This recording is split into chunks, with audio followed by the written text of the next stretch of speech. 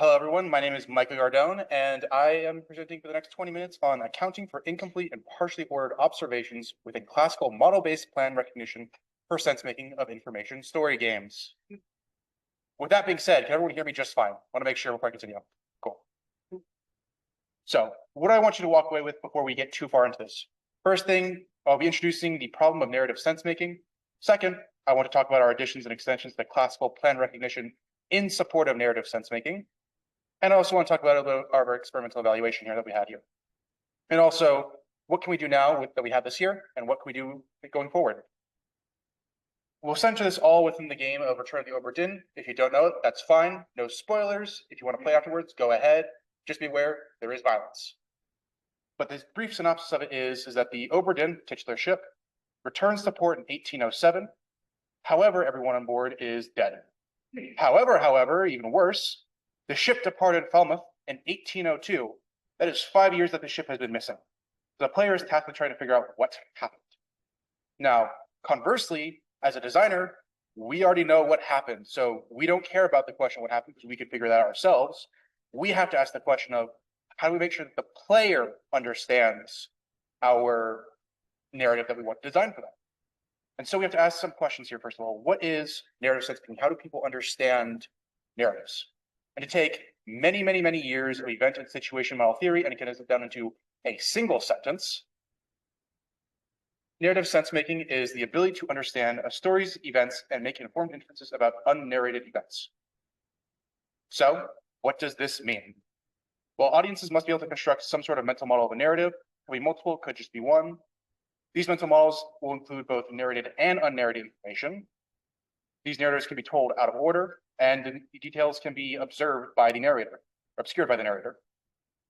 Inferences on these narratives must be made from this model. They don't really pull in outside information other than pre-existing information of what the narrative has shown so far. And so we expect that good models would be able to produce good results and good predictions. So if we want to take this, though, from pure theory, we want to put this into a computer, what do we need to do? We decided to frame this as narratives as a plan. And so narratives, what does that mean? Narratives as a plan are plans under construction, but also we worry about their construction process. How do they get built up? What happens? What is used? We won't go into the weeds of planning here. The University of Kentucky folks did a great job yesterday, so we'll at least go with a much more brief summary. So a brief overview of planning in this case. A plan, when you hear me talk about it, is composed of a few things. One, a goal state. This is a desired thing that we want at the very end. An initial state, this is the starting condition of the narrative or a general plan. Some actions go from A to B. These actions are thus also composed of conditions and effects. In order for an action to apply, you need to have all conditions satisfied, which then applies its effects. A plan is considered a solution if a set of actions transforms the initial state to contain the goal state, and there is no problems along the way. And so, of course, also that means that actions have some sort of ordering between them all. So we want to frame this, though, as, with that in mind, a plan, activity, and intent recognition problem, or for short, PAIR. And we're going to focus on really two things here. First of it being plan recognition. What is plan recognition? Great question. It is the relationship between actions within the plan. So we want to look at what agents' prior and next steps are given a certain set of actions. So in this case, thank you, Return of the Obra Dinn, we see here that we have a fight breaking out on ship. Some memory go back in time. We see this fight. We don't know exactly what's going on, but we see that someone's shooting someone else. Someone's getting ready to jump someone. Someone else, as you can see kind of in that last little frame there, is trying to run up stairs. Next thing is activity recognition. And what that is, it's using sensors to recognize units of behavior. So this is things, not necessarily actions, but like general statements about the world so far. We decided to talk about this as action recognition instead. And so what that is, it's using discretized sensor readings of behaviors to produce some sort of action units from it. So in this case, with a screenshot from Obra Dinn, we can see that someone's on the ground there. I don't know how easy that is to see, but there's someone on the ground in the very back. And there's several people looking around with muskets drawn and ready to fire. We know that something's going on here. We don't know exactly what the actions were taken to get to this point, but we can see stuff is happening. And so one way to kind of go about implementing a pair and solve a pair problem is through what is known as plan recognition. We pull from Ramirez and Geffner, 2009. And so what is plan recognition? is some sort of observed order and sequence of actions taken by an agent in the pursuit of some goal out of a set of goals. So what they necessarily talk about, though, is that these definitions are necessarily totally ordered and grounded. Technical definitions, step into it a little bit. When I say totally ordered, I'm referring to all actions have some sort of known ordering in advance. This is specific to plan recognition in that sense. And what I mean by grounded is that all elements of an event are known. So action will have all elements fully elucidated. So in this case, let's take a GIF, have one little snip from it to make it easier to talk about. So we can see here that, let's assume it's the captain attacking crew 1 with a pistol. We know everything about that. We'll get back to why this probably isn't useful for modeling partial information. So how does it work, though? First, we have to generate a solution for every goal. This exists as a baseline with no observations. So this is just simply standard planning problem of how do you go from the initial state to the goal state. We then want to generate a solution with observations for every goal that we have. So now we actually look at incorporating our observations made around the world. We also then want to compute the costs of these solutions. And luckily for us, it's very easy. Our cost is only the number of actions in the solution. So how many steps does it take to go from the initial state to the goal state? And if the cost is not the same as our expected cost, well, then we just throw it out. It's not a potential solution. And so what can't plan recognition do? Now we're getting to the details of why we needed to extend this methodology. So if we consider that if it was let's assume it was some kind of mutiny. So the mutiny needs to be initiated somehow, and there has to be a brawl that breaks out on ship, as we saw. But of course, since this is plan recognition, and specifically it is the Ramirez and Geffner version, it is a totally ordered sequence. So something must initiate the mutiny, the brawl must take place, someone attacks someone else, and it goes on and on and on. Now, this becomes a problem. Let's abstract some details and focus on some very specific parts. First of all, these can only ever be totally ordered. For all we know, it could also be that the mutiny happened after the captain attacked someone. Maybe the captain initiated it by mistake or by on purpose. Two, we can only worry about observed actions. So we can only see actual things someone taking an action. So I pick up a microphone, you can see me do that. Rather than microphones in the air, you don't know what caused that.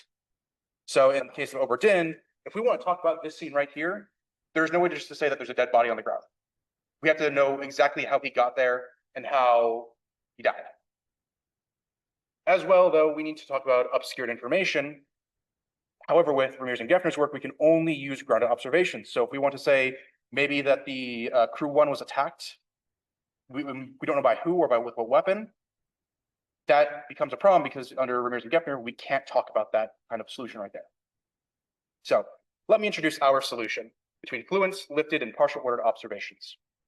We'll start off with fluent observations. So this is merely just saying that we now are including activity recognition, and we are saying that we are observing components of the world and be able to see the state of the world, but maybe not the actions themselves. So in this case, if we want to go back to that image, we can now say, hey, let's say that's the cook, they're down on the ground and they're in the kitchen. We can now talk about that. Of course, though, as well, when it comes to this, these world states that we notice may not actually be used as part of the plan's solution. It could be just a side effect of some action in the world or taken by an actor. These might also be in the initial state and they just haven't been touched yet, so it could just be only observed in this moment. Now, if we get into other elements here, we want to talk about more how do we represent unordered groups, which is to say that we don't know the ordering of what happened. Fully ordered groups, we know what happened, as well as trying to hide that information. So first up, let's talk about option groups. So these are a set of actions or fluents that are lifted. Another technical term, really quick. Lifted just means that this is an unknown information about a specific part. So it could be the entire thing is unknown, as in we know there was an attack occurred, but we don't know between who and with what weapon, or it could be partial. We know the crew 1 was attacked, but maybe not by who. So we have a set of potential groundings that may or may not work when it comes through this. And for a solution to happen, or for a solution, the option group does not need to use all or all groundings. In fact, you're probably not going to, but it's also not bad if you don't use them all. So in this case, if we look at an action, what this means is instead of saying that Captain attacked crew 1 with a gun, we now can say that crew 1 was attacked by someone with some weapon. So that way it leaves the player to try to figure out and determine what happened. We can now say about the world, instead of saying that the cook is dead somewhere, we can now say we just found a dead body. We don't know who it is quite yet, but we know that there's someone dead somewhere. Next up, let's talk about order groups, which is a totally ordered set of actions or fluents. The actions and fluents are defined in order of observation, so they happen A, B, C. And this is almost the same as Ramirez and Geffner's work. The only big key difference here is that we extend to allow them to have fluents. So you can see an action occur, and some point later, you take an observation of the world, and that's that. Next up is unordered groups. So this is an unordered set of actions or fluents. There is no ordering between them. So they can either be ordered in any way you want at all, or not at all if you don't want to. So in this case, let's consider three different ideas. We have one set of fluents here, back to the original example there of dead body in the kitchen. We have something attacking a railing on the ship, an action that was taken there. And we have a dead guard somewhere. Now, what does this mean if we use an unordered group? Well, it could be that we have the attack happen and then those two died as a result of it. Someone's trying to escape. Maybe the guard was trying to defend the ship. Both died that way. Or it could be that the person in the kitchen died first. The guard died sometime later. Some other things happened between that point. And then something attacked a railing on the ship. They could be completely discretized as that, or they could have absolutely no relation at all, and they're just completely disparate events that happened. And so, how do we test this? How do we go about talking about, is our solution viable? And so the way we did this is we tested our method versus the Ramirez and Geffner method through a cross-compilation. In the paper, we discussed 4 domains. However, we tested on 15 of them. We specifically talk about Myconic, IPC grid, intrusion, and kitchen. And so for each of these problems, setting zone each domain, we have a set of problems, which is full ordering. So we know exactly who did what when and the ordering they happened in. We have another set where it's only 25% of actions have no ordering. So we know they occurred, but maybe not exactly when. We also have one where we lifted 50% of parameters. So that's, again, going back to the fact that we may not know full information about either a fluent or an action there. We don't know who did what or what's at certain states. And then we combine the two of them to say, okay, how does it work with both? And so there are 2 types of problems that I will be referencing here that I just want to quickly define. And these are generated using a solution plan, from a solution plan using the real solution. So we have what are called action problems. These come from the solution plan exactly. So you just pull them out and you mess with those. So we only kept some of the actions from there just to kind of have our observations. Or when I talk about action influence, that is specifically saying that we took it from a solution trace. So we took not only just actions, but also some actions were just reduced to their effects. So something that happened in the world that just happened because those actions were taken. And so next question, of course, is since we're extending the Ramirez and Geffner, that must mean that they can't do what we do. And yes, it's through observation. So we attempt to reconstruct our method with Ramirez and Geffner by using what we call the ignore complexity strategy. And what this case is that for every unordered set, we pick one member to represent that set. For every option group or fluent observation, we toss it out and ignore it because there is no real way to do it. And so the reason why we choose ignore complexity is because the number of trials will become combinatorial based off the number of option groups and fluent observations. It gets very difficult to test this very quickly, and a lot more time is spent trying to compile than trying to plan.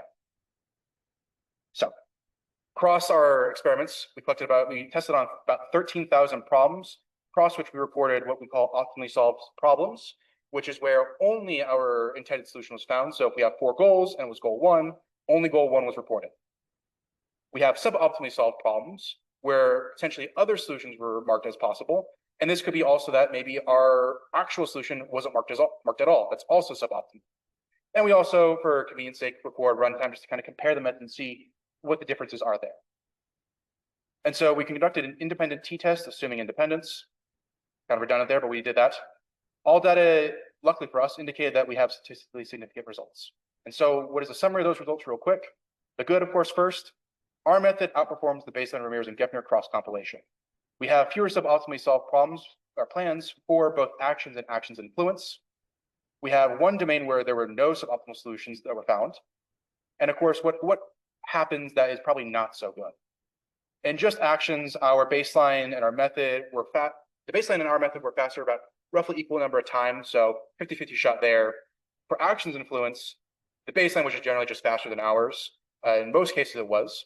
And we can kind of look at this as fluence being one of the main culprits for slowdown because it's just simply trying to solve open conditions and open issues in the plan before being able to just go along.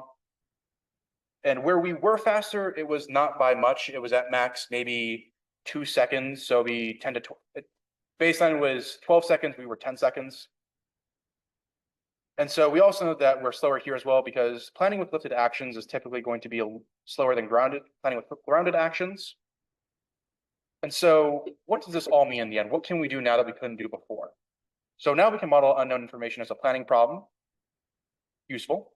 And it's also then thus easier to control from a testing perspective because now we also can talk about deterministic outcomes and we can have more control over potentially where the narrative goes and how the narrative can be perceived. So next steps, what can we do here?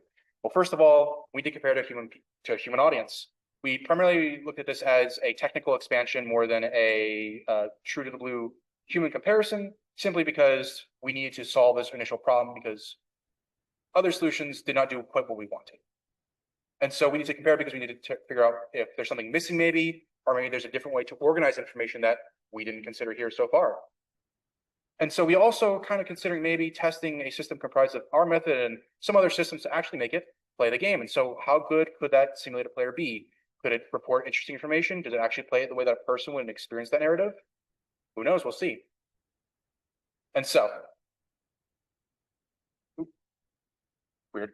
The takeaway that I want you to walk away with this, just to make sure that everyone's on board with the same thing here. One, we've introduced the problem of narrative sense making with this paper. If you wish to learn more, we have more about it in there. We also introduced the idea of fluent observation, so knowledge of the world, state of the world. We introduced option groups, which is the ability to have partial information on actions and fluence. We introduced unordered groups, which is the ability to say that these actions happen, but maybe we don't know the ordering of which. And we extended the notion of ordered groups to be able to say, hey, not just actions, we can also talk about this idea of fluence and perceiving the world around you. And our results indicate that our method is, in fact, an improvement over the baseline in comparison to the standard plan recognition problem. Thank you for your time. On the left is our code base. On the right is a link to the Open Science Foundation. I would put the code link up there on the QR code with our code. However, we maxed out the GitHub URL, and I don't think people want to also look at that as well as the giant title.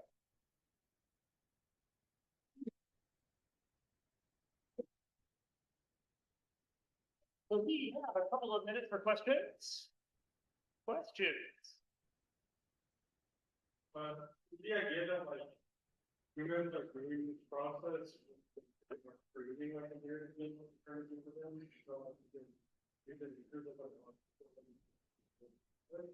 Yeah, so that's kind of where we're going with that. Right now, again, this is purely just a technical expansion. So we have to go into the human side, like, okay, we now have this. We can kind of see where this is going. Now, what is like the actual other processes we need to also figure out?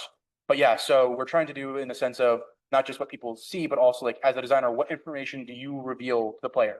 So if you don't want to tell them, you know, the captain did something, you can always say that so-and-so or a person did this. And so therefore you want to try to model that information. We now can do that here. Hope that answered the question. Yes. I found all $7 over what is a blind person? Of course. So in this case, basically, it's that you can go from the initial state to the goal state. So in this case, you figure out what happened between when the time the Oberdin left to when it returned to port. And there is no logical issue such that there is weird clobbering of like, you know, the captain is both in England and gone. Yes, so that's where we get with the optimal and suboptimal. Optimal being that it is exactly the solution that we're looking for. Suboptimal being this is a viable, there are other viable paths that would be considered, but they're not, it's not just our actual solution that we want to mirror in Oberdin. Okay. I have time for maybe one more question. Hi, thank you so much for your talk. Very interesting work. I'm curious to hear about like some of the challenges that you encountered with regards to like people might have a different experiences going into like something like this. And I'm curious to see if you have any ideas on how like you would be able to combat that. Yeah, so I don't know if combat might be the best word. There are different ways to like have a theory of common language would be kind of way to, I guess, put it there.